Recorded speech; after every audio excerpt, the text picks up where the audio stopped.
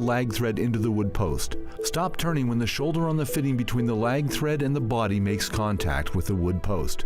If need be, back it off just a bit.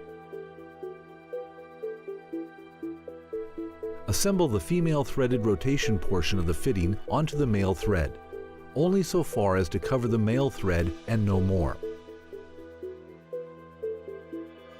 Then at the other end, place the lag thread into the pre-drilled hole and drive the lag thread into the wood post. Once again, back it off a bit if needed.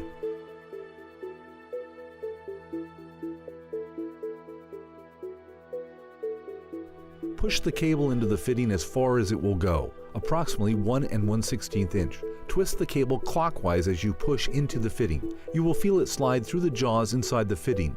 Full insertion of the cable is critical to fitting performance under tension. Feed the bare end of the cable through any intermediate posts and mark the cable using the score mark on the tensioner as a guide and cut the cable.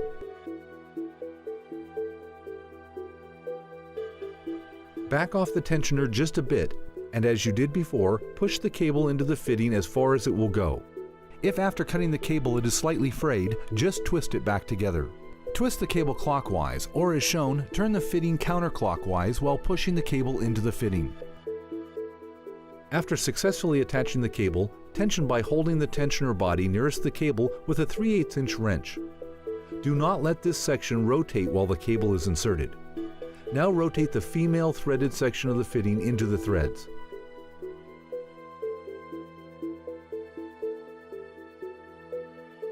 Tension all cables in sequence, beginning with the center cable, moving up and down toward the top and bottom.